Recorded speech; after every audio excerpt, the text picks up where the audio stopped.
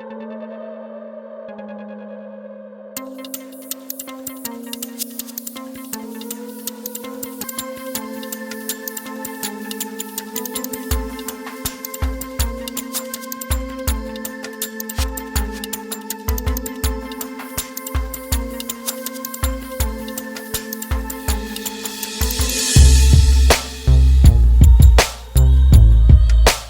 everybody to another episode of Voices of the Industry. This week we're going to be doing something a little bit different. I know we're always talking about the visual effects industry, the film industry, television, and getting insight from various artists in that field. But you know what? Let's talk about something a little bit different. Let's talk about somebody who helped me get into this whole podcasting thing, a fellow co-host on another podcast we have, State of Los Angeles. Welcome everybody, Donald Paz. Yo, what's up, man? What's up, dude? I appreciate you having to sit down with me, man. I know people are wondering, man, this is like a left field. Like, yo, why are you guys switching up on us? But, you know. The audio industry. The audio industry, man. Something that's also overlooked, not necessarily thought of too often. You know, like, oh, man, what's the big deal about like an audio engineer? Or these days, people make music on their phones. You know, what's the big deal about someone who specializes in these crafts? But we have a multi-talented individual with us. Not only does he host various podcasts himself, not only does he produce music for said podcasts, but also does the engineering, making sure everything sounds crisp and clear. You know, he's trying to give me a few classes, so I'm going to be getting a crash course on that pretty soon. So for everybody complaining, trust me, the audio will improve. But, you know, we have Donald Paz with us, man. Appreciate to have you on. And dude, we actually grew up with each other, right? We grew up together, yeah. It's a long time. I can't even count the years right now, but it's been a long time. Definitely elementary and up, if anybody wanted to know. Elementary, man. No Sherlock Holmes. We actually went to school with each other at what, first grade, bro? Yeah, first grade. And on. We parted ways, high school and college. We went off, did our own thing. Life happened. And the next thing you know, I get hit up. My folks were like, yo, man, there's this guy who works at, what was it, Citibank? Or was it? I was a teller at Chase Bank at the time, and your mom was a customer. She came to my window, and we immediately recognized each other. We're like, oh my gosh. I was like, Mrs. Pugh. And she's like, Don. And I was like, oh. She was so nice. She was so cool. She's all like, you got to talk to Mikey and stuff. I was like, yeah. And then I think she gave me your number and whatnot. I can only assume she was really excited to talk to you about it. You know, you can never guess who I met at the bank type of situation. Yeah, and then that's when we reconnected, man. You know, text and called and hung out and all that. And I think it's because like we were both in the same area too, living in the same area. I was working in downtown. I think at the time I was still living in Echo Park. You're nearby and all that.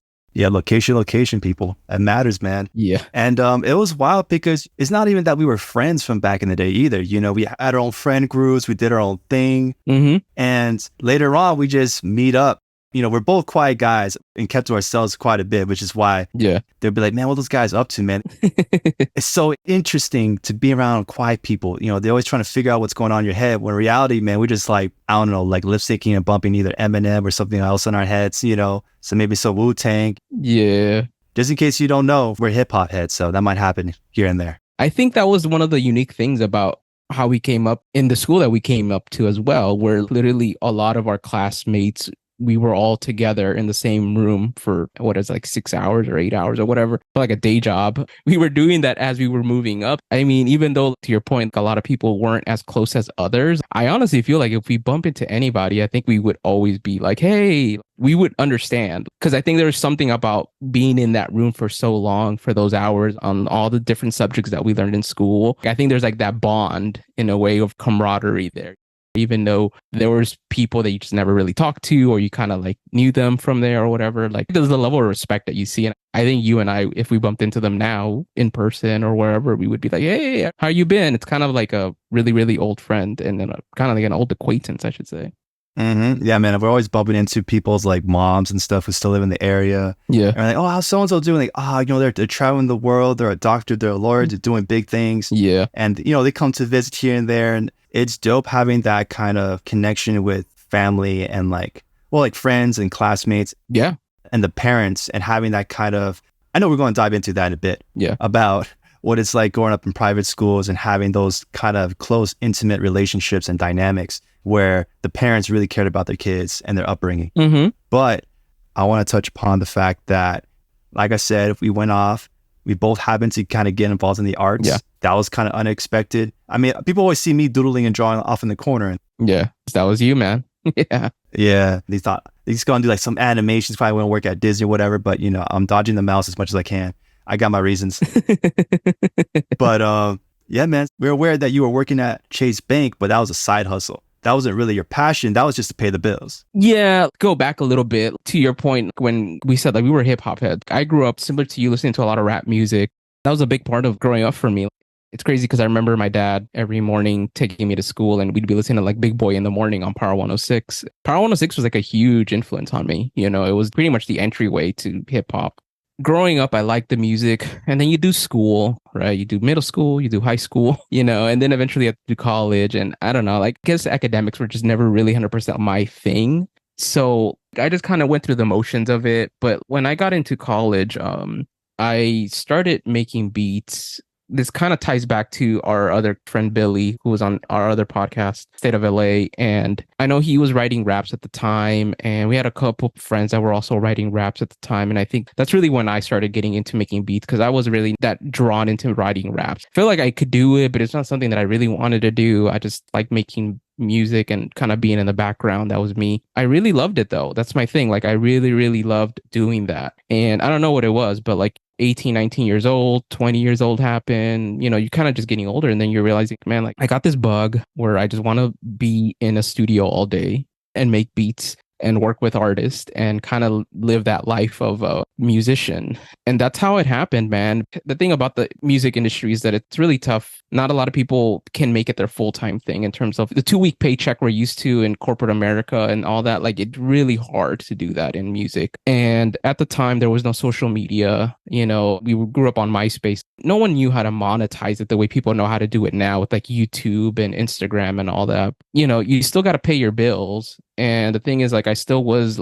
living at home, living with my mom and all that. And I eventually, as you get older, you feel like you got to start contributing to the bills, rent and all that. So I had to start getting a job. And that's really was like a big part of my 20s, I should say, was just working at different day jobs, you know, was like Starbucks to start with. I mean, I worked at Trader Joe's for a bit as well. Worked at Trader Joe's and then I worked at Starbucks. And at Starbucks is where I met other people that also did music, which was crazy because then it really kind of like honed me down. You know what I mean? When I felt like, oh, do I really want to do this? Do I still want to do this or not? I met people at Starbucks. Joe was one of them, and he's still doing music to this day, and that's like his thing, and he's really good at it. He's really talented. And after that, I started realizing, okay, like what if I built like a bedroom studio, which is what I wanted to do, right? Go to Guitar Center, go buy some speakers, buy gear, you know, microphones, pianos, et cetera, et cetera. But then I was like, man, like it's hard to do it on Starbucks money. I wasn't earning a lot. I was earning like $9 an hour. So that's when I got into Chase, really. And I did Chase Bank for a couple reasons. One, I got tired of smelling like coffee coming out of work and trying to like make beats after the fact. I know people love coffee, but I promise you, you work at a coffee shop, you kind of get tired of that smell. And then like I wanted to be in a different environment where like I'm not too physically drained either. And I thought, okay, maybe a bank will be a lot chill because you kind of maybe might be sitting all day. Kind of felt like it was a pseudo office job. But that wasn't the case as a teller. You're standing on your feet all 8 hours. But the thing with Chase is that they were paying me more. I think at the time I was making like 11 an hour, 12 an hour, or something like that. So going from 9 to 12 felt like a huge bump. So I was like, man, I could afford more stuff. I was able to build a little bedroom studio, got speakers, got an interface, got MIDI keyboard. I was able to buy more software and really trying to hone the craft. And the thing too with Chase is like the hours were pretty cool because it was like 9 to 5, you know, whereas Starbucks was like sometimes you work at night, sometimes you have to work weekends. And I think with the bank, it was limited. It was almost little to nothing of that. And yeah, and then I just kind of kept honing it, man. At this point, I think that's leading up to where your question was at, which is the bank as my day job, but it's not really what I wanted to do. It's kind of more like what paid the bills. Mm-hmm. But music is really what I wanted to do. And I just thought if I built a studio, it would legitimize myself a little bit more, which is why a lot of people do that. Why people buy gear is because they want to feel they're more legitimate. They want to feel like I'm serious about this. It's your way of saying I'm serious about this craft that I want to pursue and hopefully, you know, make a living off of. But it's tough because a lot of people are struggling, you know, and the thing is the music industry, it's only built for a certain amount of people, like in terms of like the entry point. At the time, too, there was no social media, like I said earlier. So you couldn't really scale yourself, you know? You had to sign to a label. You had to figure out a way to impress somebody with the tape so that they can give you an opportunity.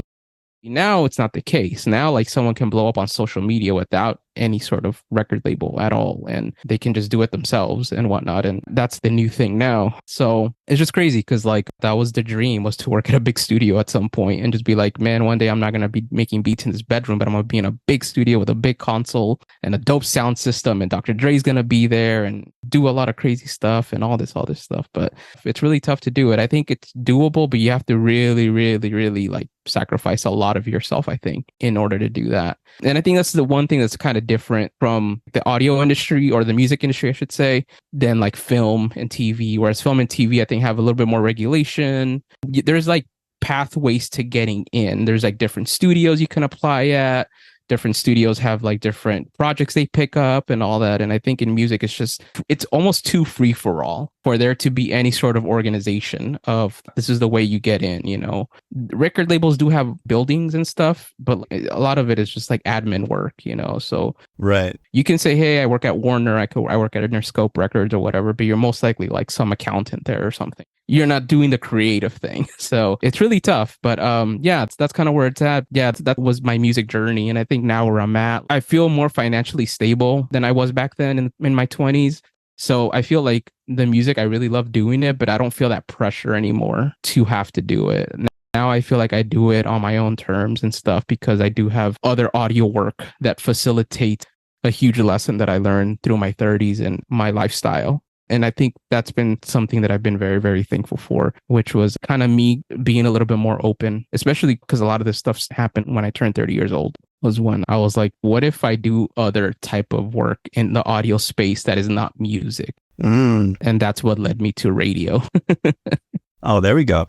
You know, and yeah, and that's the other phase of my career trajectory, was getting a job in radio. And that's kind of where I'm at now. And the thing with radio and podcasting is that they go hand in hand. And the thing is, podcasting just happened to blow up, you know, during the pandemic. But yeah, a lot of the mixing stuff that I do in podcast world and in the radio industry, it's stuff that I learned through the music industry, to be honest, because EQ and compression are the same thing. Instead of doing it through a kick or a snare drum, now you're doing it through someone's voice. That's all the stuff that I learned in my 20s. It's kind of like I workshopped that in my 20s, and in the 30s, I really started going in and really working it. And I think up to this point, even with how shaky the media industry is in general, in all facets of it, like podcast, film, TV, like I know it's really shaky out there, and there's a lot of work that has been cut loose and all that stuff. I feel very, very fortunate that I still have what I have in terms of a career in it. But yeah, I'm not going to lie to you and tell you that I wasn't scared this year, because I was, but very, very thankful that I'm still here. And I think, if anything, I think it just speaks to how my team sees it, the value in what I do. And I think that's really cool to have that reassurance in terms of like, okay, like I am doing something right in my life, because it is crazy. Like when you're in your 20s trying to make beats in the bedroom, you don't know if you're really pursuing anything worthwhile, you know what I mean? Especially because as you get older, friends make more money, they get better roles in terms of like they move up in life, managers, directors, vice presidents, et cetera, of a company. And then you're realizing, man, I'm still here trying to like make beats in the bedroom. Like, you know what I mean? You just don't know if you chose the right thing, but then also this is what you love to do. Like, this is what I love spending my time doing. So it was really crazy, but I feel really good about it now. Very, very secure where I am at in my life. So that's something I'm very, very thankful for. No, it's still, man. I think that's vital and very important for people to know. It's with working in the arts, you know, working in these media fields, you really do have to be a jack of all trades. You do have to kind of wear multiple hats to kind of secure your position. I mean, I think that's definitely one of the contributing factors to why they kept you around. Not only is Donald dope and he gets his work done and he takes care of business, but the fact that, like, you know, if he wants to make some music, if he's got to clean up some audio, you know, do some engineering, or, you know, oh man, we got this new show. We're going to bring on a guest. Yo, can you host? Can you ask some questions?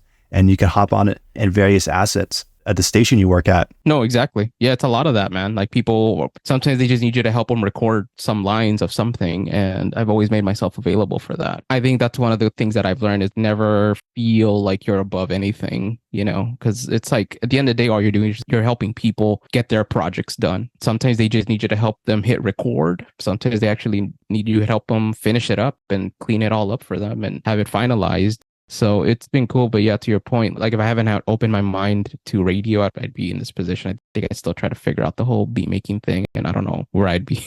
Probably still in the bedroom or something. I don't know. It's kind of crazy because I do have friends who do well in the music space, but we have a lot of conversations about the money part, you know, For sure. because the money part is the part that gets really tough for everybody because we do live in this capitalistic nation, and these are the rules that we have to abide by. Like, as much as we may not agree with it, but this is the nation that we live in, and that's how things are run. So you have to figure out that part, the money part, in a way where it's feasible for you and for anybody. It's crazy in the music space. Sometimes I talk to some of them and I kind of feel like, well, like not much has changed outside of the fact that maybe now they can monetize a little bit more through YouTube or something, but you know, it's still not the most promising thing that you'd be happy with or what you think you'd be doing. And then we're all just getting older, which makes it tough.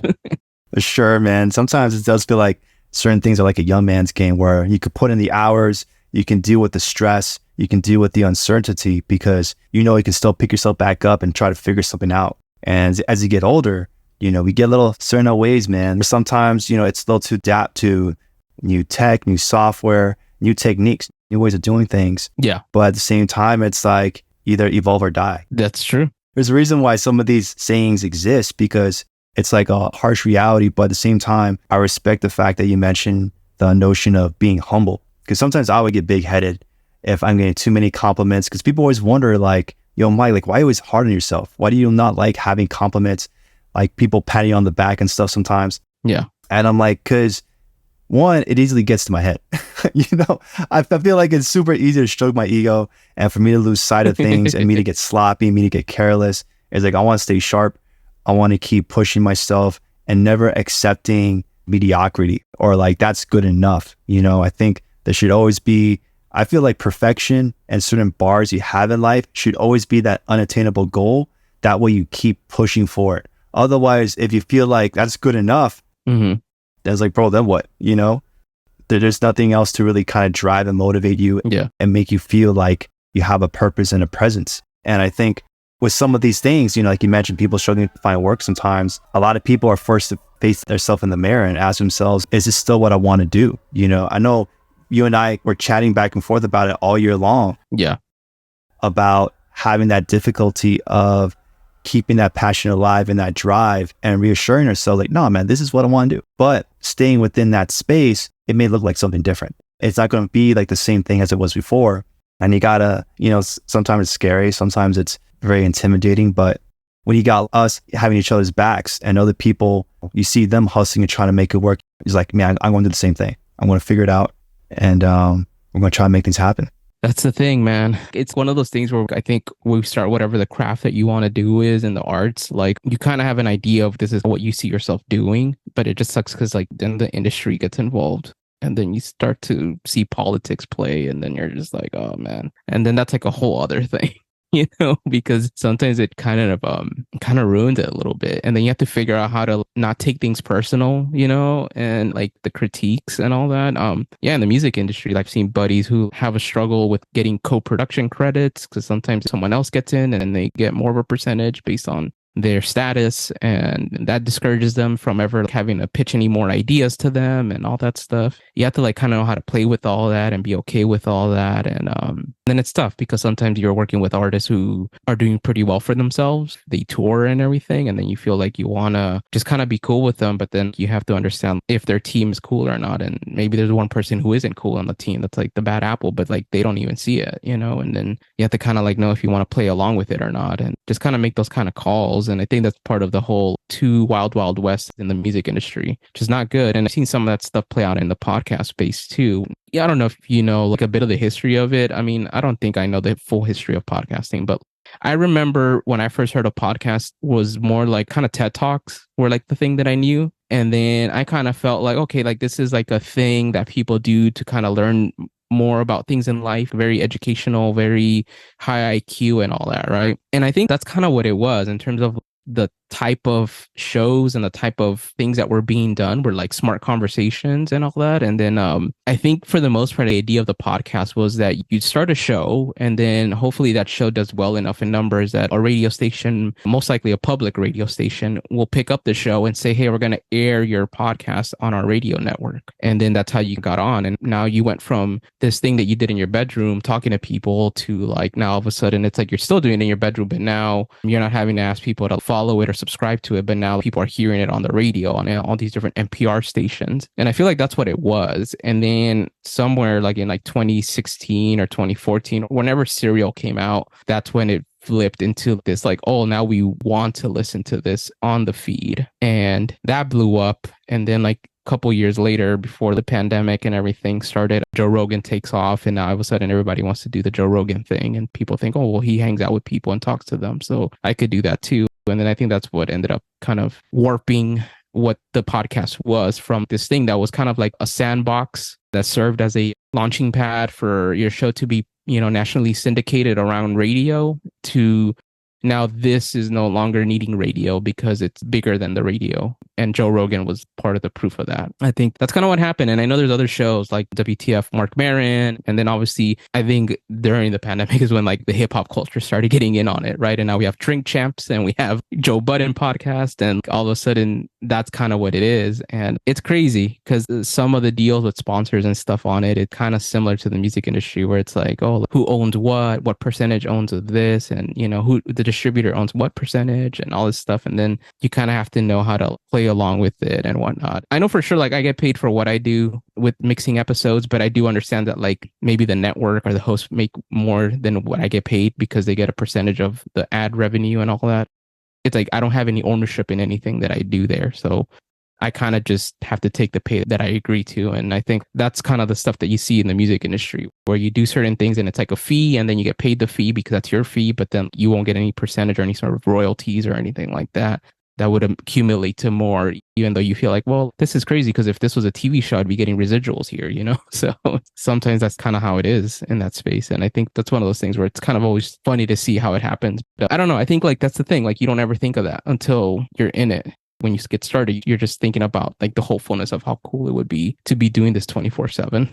Mm-hmm. Like you don't think about your 2-week vacation, you know, the retirement plan or the pensions or anything. You're just thinking about how you're going to be in the studio and cutting all this stuff up and how like cool it's going to be. And, you know, how you're creating all this and how you're going to be out there making the announcement at Comic-Con for it and everything. Like crazy to see how it all plays out. But I think the people that stick to it, man, are people that really, really love it, man. I think that's really what it is. You know, it's like the people that found what they're called to do and their calling and all that. I've met people too that even in the podcast space, as well as the music space, that like do it and then they kind of fall out of love with it, or they kind of feel like, hey, you know what? I don't have what it takes to do this in a way that runs with you guys. And I think they just end up fizzing out. You know, and I think if anything, they realize like as much as they love it, maybe they're just fans of it. Like maybe they're just fans of music and maybe they're just fans of a podcast show, but they just don't really care about actually being in it, you know? And I think that there's nothing wrong with that, to be honest. I think that's totally fine. And I think it's totally cool and it's totally valid. I don't think there's anything wrong with that.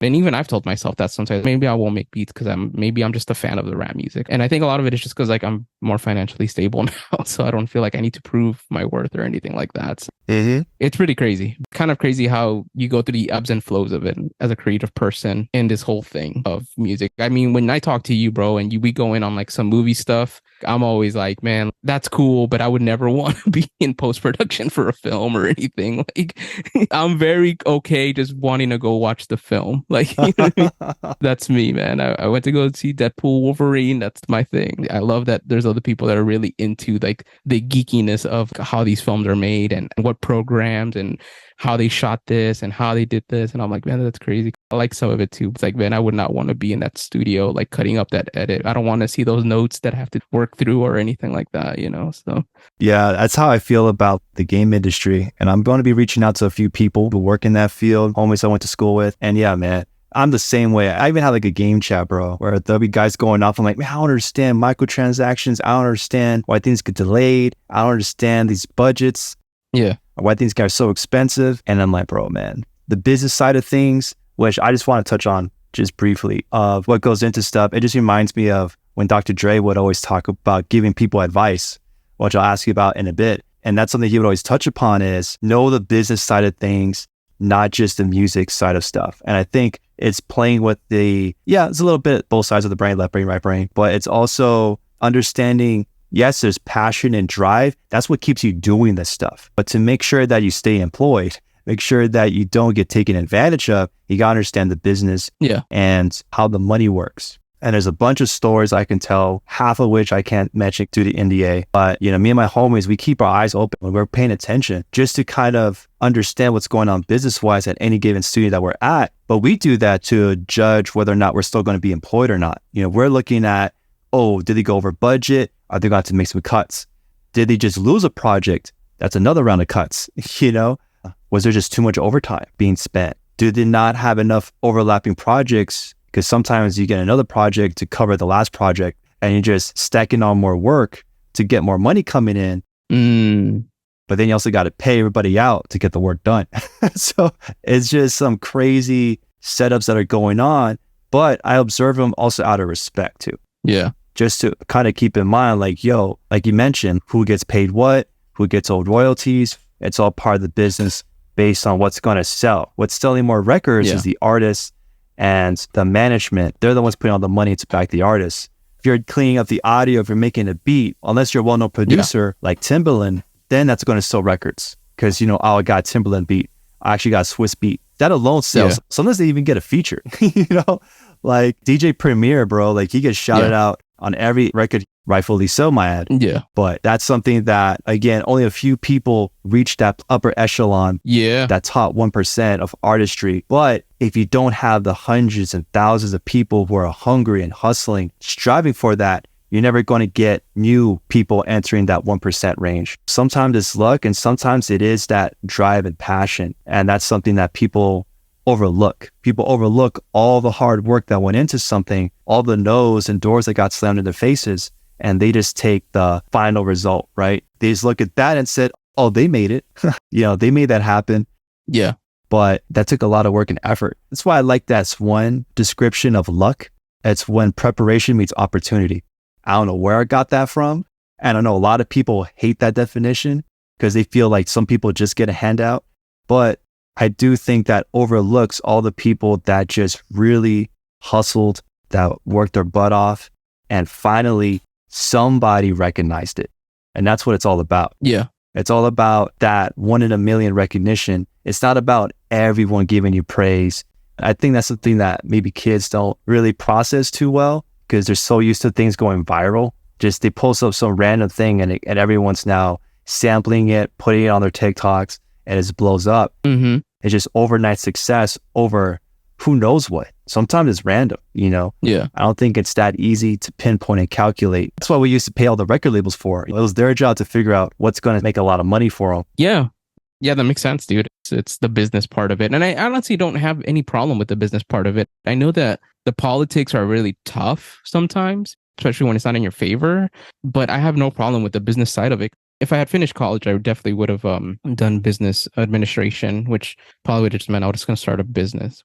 I mean, I probably should have technically done something that makes me work at a big company, but I like entrepreneurship. And I think that's part of the reason why I like doing what I do is because of the autonomy that I have and everything. But yeah, to your point, like the business part is important because if the revenue's not there, then people don't get paid, And I know it's never perfect. There's times where, especially during the strikes and everything like that, I do understand that there's just times where the companies are just not budging. And I think obviously that goes into the politics and that's where I get but I feel like that's part of the game. And I think that it's tough, but also, when you work at a good company that's doing well, like you said, the film does more money than it costs. And obviously that means that you guys are set to do the next one. And that's the cool part. It's always one of those things where you have to have an understanding of it, and understand that that's how things are done because that's how people can get paid and that's how people feed their families. And I think for the most part, it's like whatever project you work on, just really hope that it does well, whether you like it or not, because that's going to guarantee whether something else comes down the line for you or for someone else who wants an opportunity. So I think that's super dope. And I think it's super important. So I totally agree with you on that one. And the business side, it's really important. For sure, man. And just to pick your brain a little bit for any enthusiasts out there who are thinking they want to get into either music production or podcasting, what are just some general tips that you recommend that they, adhere to or just keep in mind? For podcasting, man, I don't know. When you go online, there's a lot of things I read where there's like some weird gatekeeping stuff that happened about like, oh, like there's too many podcasts. Like people need to stop making them or whatever. Bro, like it doesn't matter, man. The fact of the matter is you can start one because it's available to do it. You can go and, record a Zoom call and then like, I don't know, if you don't want to edit it, I guess you don't have to because there's no rules against that. But like you could just literally go on Spotify, Spotify for podcasters and start a podcast feed. And that's kind of how you start a podcast. Like you post it up there and then you do it. So if you feel like you want to do a podcast, go ahead and do it because you won't know whether something is for you or not until you just dive into it. And that's how you know if you like it or not. That's how you know if you like having conversations with people or not. I've met people who start the podcast feed and they keep going and they love it and they look forward to it and they want to book everybody and they want to like record everybody and they want to edit it and everything and they know how they want everything to play out and they structure it and they're great. And then I've also met people who get started, record it, and then they hate the editing part and they're like, I don't want to do this now. And that's where they get turned off because they're like, I don't want to actually have to do this part. And then, they just kind of stop. And I'm like, all right, well, at least you got to see what it was like. It's work. Anything you do is work. That's just how things are in life. It's a matter of you putting in work, like even with coming up with questions and research and all that, like that's all work. That's just what I think with podcasting. It's like, if you want to do it, do it. A lot of people who are in different fields are like, oh yeah, I'm like a fitness person. I want to start a podcast that talks about health and wealth and all that. And you're like, yeah, go for it, man. Do it. If you feel like you have a voice that isn't out there, then do it. You shouldn't feel like, oh, well, there's this other podcast that also does this too. It's like, all right, well, I mean, if you don't want to do it, then don't do it. But if you feel like you have something better to contribute or different to contribute, then do it. At the end of the day, you still got to build the audience and you still got to do all the extra stuff like doing the clips and putting it up on YouTube and telling people to go listen. And like, there's all this extra stuff that goes into it. It's all work because everybody thinks it's easy. And it's like, no, it's not easy, but it's also not hard.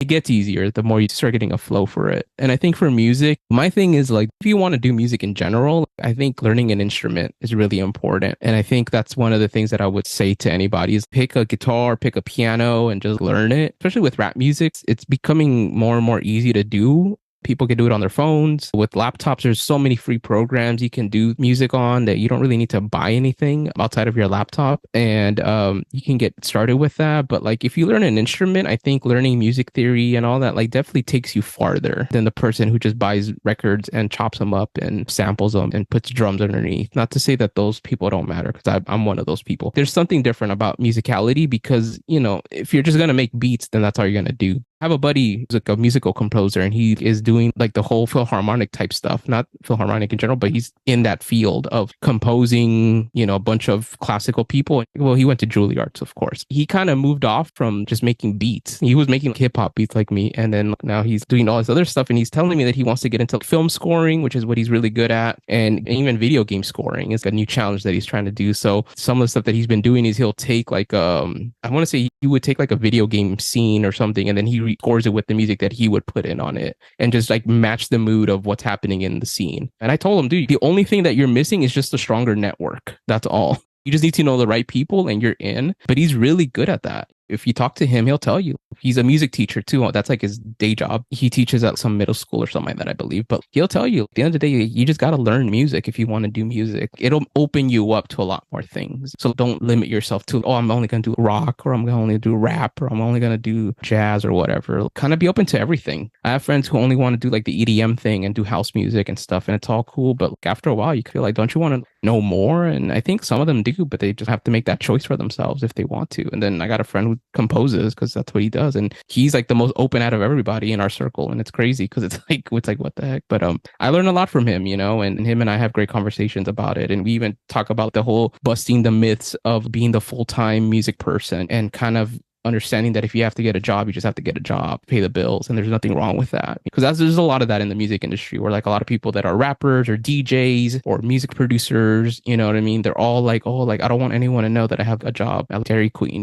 like I want people to know that all I do is this, all I do is DJ. And it's like, no, it's okay. Like there's nothing wrong with that. You're taking care of your household. There's nothing to be ashamed about it, So it's all good. But me and him, we're always talking about like trying to beat that stigma of like, oh, like you're not full time then, or whatever. You're less than. It's like, no. So I would say for music, man, if you can learn an instrument because it definitely will take you farther. Mm-hmm. But if you want to do sample based beats and all that stuff, then get record player, go buy some vinyl, which is cool too, because you get to learn about vinyl and you get to learn about other musicians and you get to be a record collector, which is a cool little hobby to get into when you get into record collecting. And some people are really good at it. So I have a bunch of vinyl, not like a lot, but I do have like my collection of vinyl that I have, that's stuff that I sampled off of, and some of the records that are from artists that I like and that I buy their albums to support them with physical media. So yeah, that's my thing. If you want to do it, do it. There's so many ways to do these things with like little to no money. That's the crazy part. And I think that's the thing that I think is so cool about it. And then when you get into it, you start to figure out if this is what you like doing or not, you know, and making the time for it. So Nah, dude, that's dope, man. Since we're coming up on our time, are there any final thoughts that you have that you want to share with people? I hope that I like calling it the creative community. And I feel like I talk about creative people in general. Like that's my term for anybody that does anything in the film industry, TV industry, music industry, radio industry, podcast industry. Even if you're like a painter, at the end of the day, we're built different. We have a hard time fully buying into this whole notion of, oh, you only have so much time on your hands. Like we always feel like we have unlimited time to do things. And that's why we take forever. And that's why we always need deadlines and we need somebody to push us. But the thing is that I've always felt the creative community, I think, benefits from learning the business, like you said,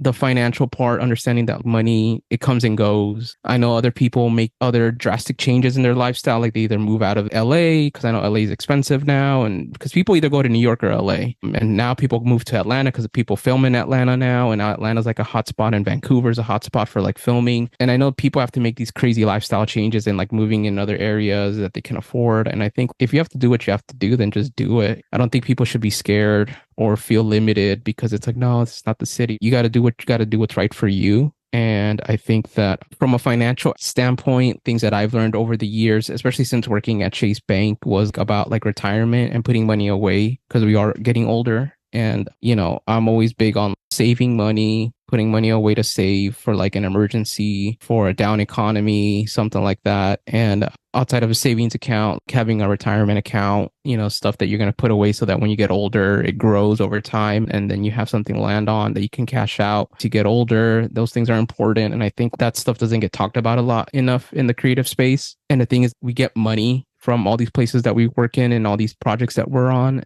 It's one of those things where you don't want to feel like you're the starving artist forever. At some point, you want to feel like you have some sort of cushion for yourself. And then that's, I think, what will level up your value, because then you won't be taking whatever cheap work there is. At the end of the day, you're no longer an intern. You're an actual professional in the space, in whatever space you're in. You're an actual professional and you should get paid as such. And I think a lot of us do a lot of cheap labor because of the fact that we don't have anything else to fall on. Or we feel like, well, if I don't get it, then I can't pay my bills. And really, if you had money saved up and all that, then you have options and you can tell people no and can figure all that out. And I think that's kind of one of the things that I hope eventually the money and the whole being financially responsible and being a good steward of what you get. I think I'm hoping that eventually that becomes more normalized conversations to have, because I feel like every time I bump into music people, they never want to talk about money in terms of like a savings or anything like that. You know, I mean, they're good about talking about what they have, what shoes they have, what Jordans they have, and what other stuff they have. When it comes to like, hey man, I bought Disney stock, I hope Disney bounces back, Dr. Doom thing, because it, you know, it would mean a lot to my future. Having those kind of conversations would be dope, you know.